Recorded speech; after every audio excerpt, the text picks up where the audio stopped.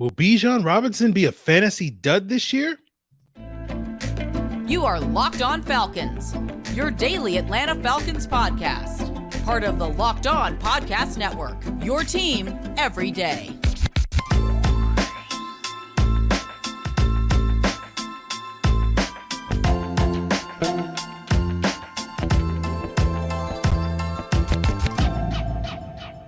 So, guys, you know me. I'm Aaron Freeman, a.k.a. Mr. Drew, a.k.a. Sirius Black, and the very humble host of this illustrious Locked On Falcons podcast, your daily Atlanta Falcons podcast, part of Locked On Sports Atlanta, your team every day. And we thank each and every one of you that makes this illustrious podcast your first listen each and every day. Follow in the footsteps of the everydayer. Shout out to you people that make this illustrious podcast your first listen each and every day.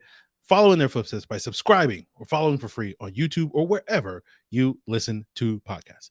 So today's episode, we're going to be talking about the Falcons rookie class. And sort of initially I was going to be like, who's going to be the offensive MVP? Who's going to be the defensive MVP or defensive rookie of the year, offensive rookie of the year, and who undrafted free agent that is most likely to make it. And we'll talk about the defensive rookie of the year, the UDFA most likely to make the team. But the offensive rookie of the year is probably going to be Bijan Robinson. No offense to Matt Bergeron.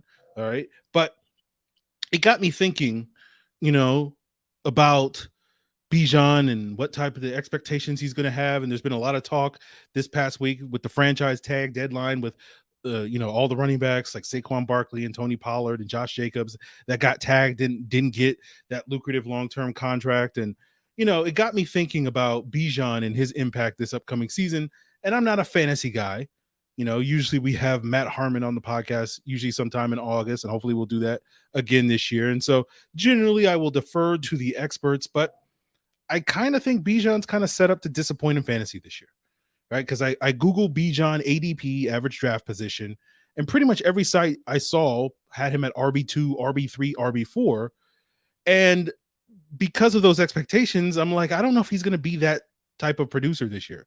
And it's likely going to lead to Arthur Smith once again drawing the ire of fantasy Twitter once again this year, like he did last year. Excuse me. Sorry. I'm dying. Like he did last year with Kyle Pitts' usage, right? Now, we talked about this in like week 3 of last year when, that was sort of reached its peak ahead of that Seahawks game. And I talked about how, that was much ado about nothing. Kyle Pitts was the most targeted tight end in the NFL last year based off of percentage of targets, right? The problem was just the Falcons didn't throw the ball that much. So even though he was getting a large cut of the targets, because that number total overall, volume and all that stuff. And then the real issue with Kyle Pitts not producing from a fantasy standpoint was basically because in those first 2 games against the Saints and Rams, there were like 1 or 2 red zone opportunities in each of those games. And unfortunately, due to circumstances, the Falcons weren't able to convert those 2 throws at Kyle Pitts, in part due to breakdowns and protections, in part due to Mariota not seeing him in those various things. But that didn't stop fantasy folks from basically, as well as Falcon fans, to basically call for Arthur Smith's job, right? Because of Kyle Pitts not putting up the numbers. And I feel like Bijan is basically being set up for the same situation because I don't really see Bijan getting the type of workload that's going to merit him being one of the top 3 to 5 running backs off the board in fantasy drafts, right? Because you look at last year's top 5 running backs, Josh Jacobs, Christian McCaffrey, Derrick Henry, Austin Eckler, and Nick Chubb. Those guys each touched the ball over 300 times last year. If you count carries and catches, Jacobs had 393, Henry had 382, McCaffrey and Chubb had 329, Eckler had 311, right? And I'm just running the numbers, and it's hard for me to see Bijan getting over 300 touches, right? Unless the Falcons just completely write Cordarrelle, Patterson, Tyler Allgeier out of the offense. And, to illustrate this point, let's assume that the Falcons have a perfectly balanced offense this year, running the ball 500 times, throwing the ball 500 times, and I think give or take a few dozen, passes and runs. That those numbers won't be too far off the mark this year. But let's just take those as even numbers. And you look at 81% of the Falcons rushing attempts last year went to running backs. The year prior, it was 89%. And that's basically the difference between Marcus Mariota running and Matt Ryan running. And if we split the difference, which is probably what Desmond Ridder is, let's say 85% of those rushing attempts go to running backs this year, right?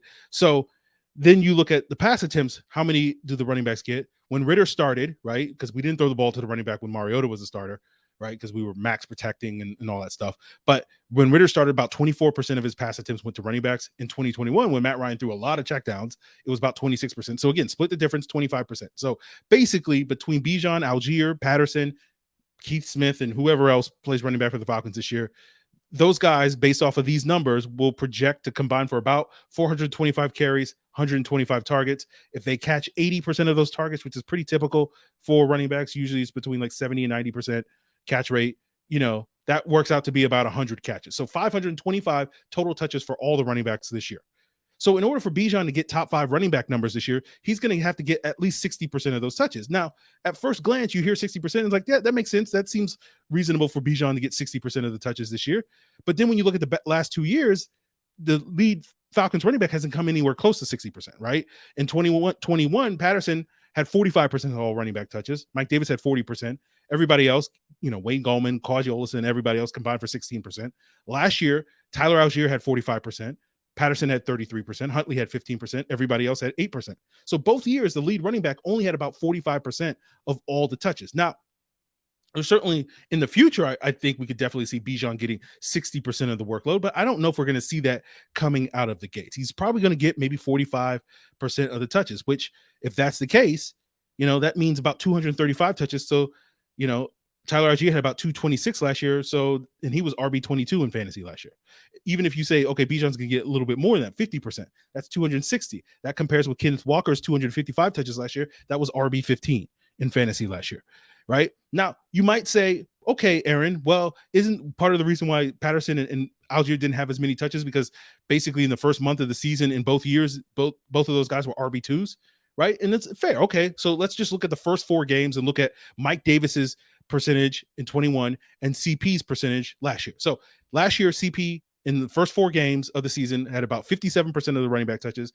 In 2021, Mike Davis had about 52% in those first 4 games. So again, okay, that's a little bit closer to that 60%, 55%, then splitting the difference between those two numbers, right? That would be closer to 300. That would be slightly shy of 290. So, give or take an injury or two, maybe that gets Bijan to that 300 number. Dalvin Cook was RB9 last year with 303. Miles Sanders, was 279, was RB10. So somewhere around that range is to me more likely where Bijan's going to be. He's going to get drafted as RB3, but probably based off of, his peak potential, I think is probably like RB9 or RB10 in fantasy this year. So to me, there's a buyer's beware for those of you out there that are looking to draft Bijan in the first round. And for those of you that have already had your fantasy drafts, you should have waited. But, if you're in a dynasty league, if you're in a keeper league, okay, take Bijan, RB3, whatever, because it's going to pay off for you, down the road. But this year, not so much. So I'm kind of expecting the fantasy community to be in shambles this year over this potential outcome, right? I also expect Falcon fans to be in shambles, at least a vocal segment of Falcon fans to be in shambles, because basically they're going to be calling for Arthur Smith to lose his job because how could dare you use a top 10 draft pick on RB 15 in fantasy and whatnot. And, Arthur Smith is inevitably going to say, this ain't fantasy football. We're just trying to win games, right? And, you compare, say, Bijan to a Christian McCaffrey, who in his rookie season only got about 45% of the touches in Carolina because he was splitting time with Jonathan Stewart. The next year, the Panthers cut Stewart. McCaffrey got 80% of the touches that year. Then the following year, he got over 90% of the touches. And then the next 2 years, he was hurt. And I feel like there's probably a lesson in that. You look at Zeke getting like 60, 70, 80% of the touches his early part of his career. And then after 5 years, he's ground into dust. And so overall, I think the Falcons not leaning so heavily on Bijan Robinson at this stage in his career is actually going to benefit him. It's going to benefit Allgeier because it's going to mean less wear and tear on his body as well because he's not carrying the load. And I think it's going to benefit the team long term, right? So if and when we're in a situation that so many teams found themselves in this past week, 3-4 years down the line, they have to make a decision to pay a guy long term, whether he's franchise tagged or a free agent or whatever. I feel like the Falcons won't have as big an issue in that situation because there's going to be probably a lot less tread on their running backs' tires than we have seen with some of these other premier running backs because they haven't put, 300,000 miles on the tires and whatnot. So, when people are like, don't pay running backs, yeah, you probably shouldn't pay running backs after you ground them into dust. But I don't think the Falcons are going to be as susceptible to doing that with their running backs moving forward. But we'll cross that bridge when we get to it, say in 2026 or 2027 and or 2028. So just to be clear, I think Bijan will be productive this year. I think he's definitely going to help this team win football games this year. I think he's going to be a big reason why this team is in the playoff race by year's end. And my expectation is we will be seeing the very best of Bijan down the stretch to help the team get into the playoffs this upcoming season. But I don't see him putting up the monster sort of production to merit the fantasy hype that he's currently getting based off his average draft position. And I think that's going to cause many people to lose their minds this year. So, it's not going to really bother me that much because, I don't care about fantasy folks and whatnot. It is what it is. Do you, however you want to live your life.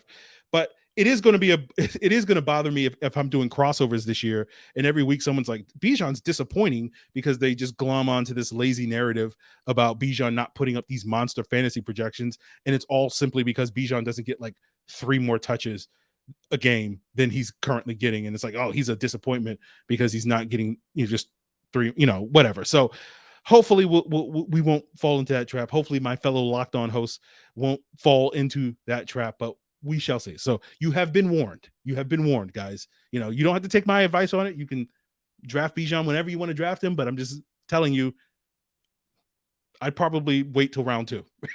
if I'm drafting, I'm not going to draft Bijan in the first round. That's what I'm going to say and tell you in my fantasy drafts, even if he's on the board. So now that we've talked about Bijan's potential on offense, let's talk about which Falcons rookie is most likely to have the biggest impact on defense. And we'll get into that as we continue today's Locked On Falcons.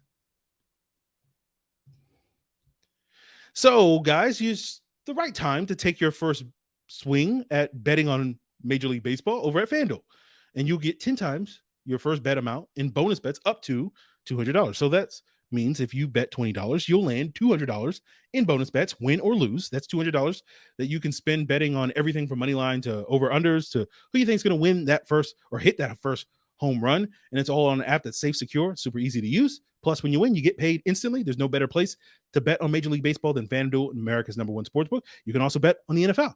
And as you probably just heard, I don't think Bijan is a great bet to win Offensive Rookie of the Year, although, Kenneth Walker was in that race and he might put up numbers similar to that, but you take your shot at that, whatever. I'm probably going to put my money on the quarterback in this year's draft class. But, whether you want to bet on baseball, whether you want to bet on Offensive Rookie of the Year, sign up at FanDuel.com/lockedon and you'll get up to $200 in bonus bets. That's FanDuel.com/lockedon.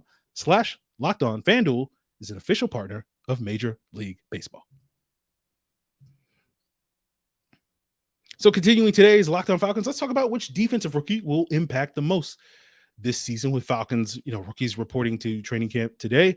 The 3 candidates obviously in their draft class are Zach Harrison, Clark Phillips, and DeMarco Hellams. And if you've been listening to the episodes last week where we did the positional breakdowns for the defensive side of the ball, you can probably guess I don't necessarily have high expectations for any of those guys. I'm expecting Harrison to play up to 40% of the snaps on defense, basically as a rotational guy to keep Calais Campbell fresh. Clark Phillips is not the player I expect to win the starting nickel job. For me, I'm putting my money on D. Alford. But, if he's got a chance to do that, but if he doesn't win that, there's a decent chance that Clark Phillips won't be active on most Sundays this upcoming season due to a limited special teams value. And then DeMarco Hellams is a player that I think is probably exclusively going to play on special teams, which would make him a candidate to be the rookie most valuable on special teams, but not on defense. So it's not necessarily a great set of choices, at least as I have presented it. But, I think Phillips clearly has the highest ceiling of this group because he could be that week 1 starter at nickel. And so I think there's some boom bust with him, right? So if you're going to bet, if you're going to, swing big, like over at FanDuel or whatever, then, Clark Phillips will probably be the smarter bet to take at that point. Although I think Zach Harrison probably has the higher floor. But let me explain why I don't expect Clark Phillips to have a role on special teams if he doesn't win that starting nickel job. Because I think there's a common misconception among typical Falcon or football fans, I should say, not to blame Falcon fans, but is that sort of special teams is like, that's something that everybody can do. It's kind of a throwaway unit. If you don't make a role on offense or defense, just put them on special teams and they'll be fine, right? That's a misconception. That's wrong, right? Now, we talked about how on Monday, punt coverage, when we talked about the special teams unit, punt coverage is what matters most because basically the NFL is doing their best to outlaw the kickoff. And, I think Clark Phillips will have an opportunity to cover on kickoffs, but because last year, 75% of Bradley Pinion's kickoffs were touchbacks, and now with the new fair catch rule that basically lets fair catches on kickoffs be a touchback, you're probably going to get at least, at most, that percentage of kickoffs that are going to be returned this year is going to go down, right? It was already 25% last year. This year, it's probably going to be less than 20%. And if it's less than 20%, that basically amounts to, on average, about one kickoff per game that the cover guys are going to be able to cover, And so therefore, as I said yesterday or earlier this week, if you're going to carve out a role on special teams, if you're going to make, your job and stick on the roster because your special teams value, it's going to have to be on the punt team, not on the kickoff team. And so I don't think Clark Phillips is going to be a regular on the punt team because of the size and speed concerns, right? At 185 pounds, you're not going to ask him to play on the line of scrimmage and block initially on punt team before covering down the field. So basically the only role he could have on the punt coverage team is as a gunner. And that's kind of where the speed comes in. Now, 4.51, he's not a slow guy by any means, but the Falcons already have more proven and better options in that role, right? Basically being a gunner on punt team is basically like being a wide receiver and you're being tasked with beating press coverage. And instead of going and catching a football, you're going and making a tackle down the field, right? This is why wide receivers tend to make very good gunners, right? Cordarrelle Patterson, Cordarrelle Hodge, Matt Collins, etc. Right? Now, Trey Flowers is the player that I expect to be the gunner opposite Cordarrelle Hodge, because essentially he's built like a wide receiver. He's 6'3", 200 pounds, ran a 4.45. Basically, he's built exactly like Corey Davis. And you're probably sitting here like, I didn't think you could put Corey Davis's name into an episode about the Falcons rookie draft class. But Aaron, you sir, are a scholar and an artist with that one. But more than likely, my guess is, getting back to the topic at hand, we'll see 5 active corners on Sundays this year. Terrell and Okudah will be 1 and 2. Whoever wins that nickel cornerback job will be 3. I think it's going to be D. Alford, but we'll see, right? I think Mike Hughes, regardless of whether he wins that nickel cornerback job or loses it, is likely to be 4, right? Because he's going to be your top backup on the outside either way. So he has that inside-outside versatility. And if Flowers is that gunner, he's going to be 5, right? So that basically means Phillips's path to playing on Sundays is basically winning the nickel cornerback job. And if he does, then he's your defensive rookie of the year for the Atlanta Falcons. If he doesn't, we might only see him active a handful of times, right? You go back to Darren Hall's rookie season, right? He was inactive in 3 out of the first 4 games that season for the exact same reasons that we're talking about with Clark Phillips, right? And then once Isaiah Oliver got hurt in week 4, then all of a sudden Darren Hall was active every single game thereafter. So when I look at Clark Phillips, he's a boom bust guy in terms of being that impactful rookie right away. Now, when we talk about Zach Harrison, again, high floor, low ceiling type of player in terms of my expectations this season, right? Not talking about his long-term projection, but he's going to be a guy in terms of what I mean by high floor is like he's going to play, but I don't know if he's going to be a huge impact guy, right? So he'll get a couple of splash plays here or there, but I don't know if he's going to be a dominant player. And hopefully he doesn't play a ton because that will indicate that Calais Campbell was healthy for the entire season, as well as the rest of the edge room. So I'm not really expecting too much from this defensive draft class this year, right? And again, you're probably sitting here like, man, Aaron, you hate this draft class. And it's like, don't do that, right? Bijan's going to be good this year. He's going to impact, but I don't think he's going to put up the monster numbers that the hype machine is going to suggest. I think Bergeron will probably start at left guard this year. He'll be solid as a rookie, but we also know that rookie offensive linemen typically aren't great out the gates. It takes the better part of 3 or 4 years for them to hit their stride. Again, I think the defensive players will have roles on the team this year, but I'm not expecting huge roles unless Phillips wins that starting nickel job. And I think he definitely can win the starting nickel job. I'm just not predicting that he will. Like, he's got at least a 33% shot of winning the starting nickel job, right? Maybe even a 40% shot of winning the job. But again, you do the math, it's more likely that he doesn't win the job than he is to win the job based off of that number. But I don't think the Falcons need this rookie class on either side of the ball to have a huge splash this year. And that's not a negative, right? Because I think they built their team in a way this offseason so that they don't need their rookies to come in right away, hit the ground running, and have to have huge, impactful roles right away in order for this team to be successful. Obviously, you want to see Bijan, you want to see Bergeron, you want to see these guys contribute to the roster. But as I've said a million times on this podcast, like rookies aren't good in general, right? And that's why people say you got to wait 3 years before you can judge a draft, because that's how long it takes for most players to develop, 3 years in the NFL. So sometimes you see instances where your rookie class comes in right away and contributes significantly. That happened with the Chiefs last year. Sometimes you don't get really much contributions from your rookie class. That happened with the Eagles last year, but yet you saw, either strategy seemed to get both teams very far in the season. So there's no right way of doing it. And I just think, when it comes to this year's rookie class, it's lower your expectations. Again, we never know what's going to happen. You can't predict injuries, all that sort of stuff. But I always tend to believe in lowering your expectations and don't fall into the trap of, being down on a player because halfway through his rookie season, he hasn't gotten as many snaps as you thought he was supposed to, which leads to people calling a guy a bust, 8 games into his NFL career, like people did with Richie Grant, his rookie season, as well as I'm sure other examples that you can think of in the past. And so I sit here and say, lower your expectations. And then if the guys come in and outperform those expectations as rookies, great. No one's going to complain about it. But there's going to be more people complaining about, oh, this guy didn't live up to the hype and all that sort of stuff. So, I guess it's my job. It's not really my job, but I take it upon myself to pump the brakes on the hype machine when it comes to some of these rookies at this point, at least on today's episode. So we will talk about some of the undrafted free agents who have the best odds of sticking on the roster as we wrap up today's Locked On Falcons.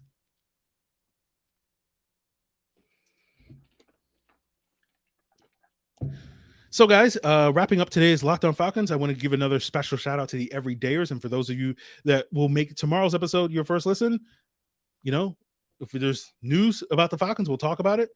Other than that, it's a perfect time for mailbag questions. So send those in via social media, Locked On Falcons, Facebook, Twitter, LockedOnFalcons@mail.com is the email address.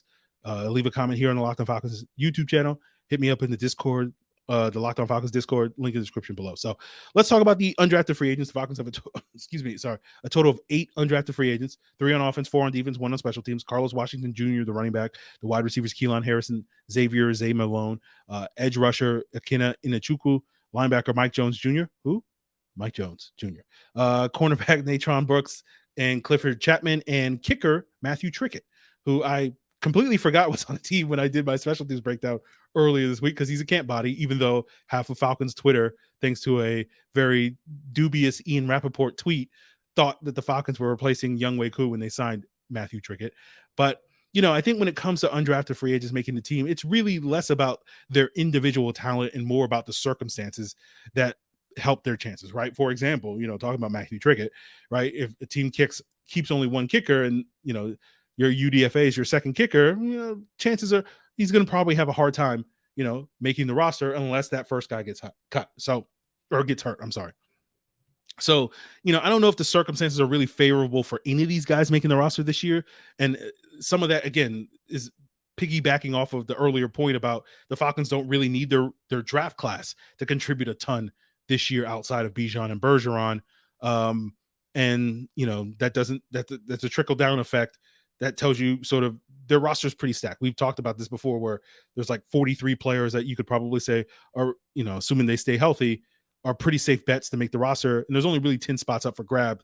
And so that's going to be a hard press for one of those undrafted free agents to make it when a lot of those guys competing for those spots are guys that have been here for a year or two ahead of those guys. So, I think there is a scenario where all of those undrafted free agents you could come up with a scenario, but, some of those scenarios have a lot more twists and turns than others. Like, Carlos Washington's, we didn't talk about him a ton when we talked about the running back position because, we got to build up the Bijan hype and the Allgeier hype and all that stuff.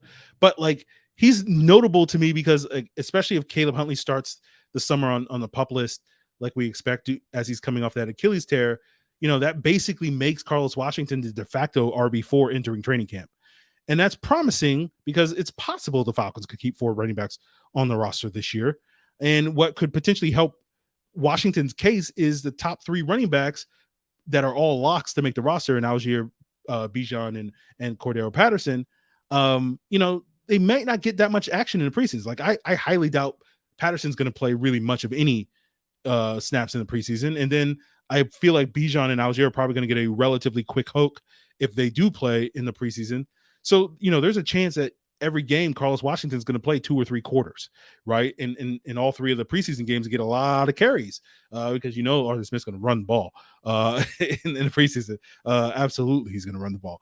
And so, for that reason, it wouldn't totally shock me if the Falcons signed another body at the running back position at some point in this summer, between now and, the beginning of the preseason in early August.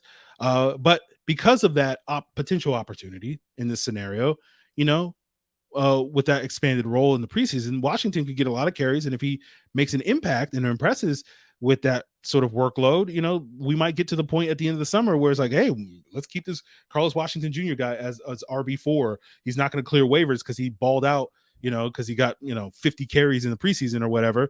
The summer of Carlos Washington, longtime listeners know, the summer of Ito was a thing that we were pushing for back in 2018. We didn't get it. Ito Smith, I'm referring to. So, one of these years we're going to get a summer of a running back. Maybe it's the summer of Bijan. Who knows? But like that'll be something interesting to keep an eye on. Now, when we talk about the other scenarios for some of these other guys, excuse me, sorry. We've talked about how the 5th wide receiver spot is wide open, and it's likely going to go to someone like Penny Hart or Josh Ali if they win the punt return job. But it's certainly possible that someone like Mike Hughes or D. Alford wins that punt return job. And that would open the door for one of the wide receivers like Keelan Harris or Zay Malone to stick on the roster. Now, Inachukwu's notable because he got the largest guarantee out of these UDFAs. He got $100,000 guaranteed on his undrafted contract. But given that I only think 5 edges are going to make the roster, and I would put Inachukwu at edge 7 behind Ogundeji, makes it hard for me to believe that he's going to make the roster, but certainly would be a strong candidate for the practice squad. We talked about, who Mike Jones Jr., when we talked about the linebacker group as a potential option to make the roster as like LB4, LB5. We saw Dorian Etheridge and Nate Landman stick as undrafted free agents the last 2 years. So it's possible the third time's a charm as well.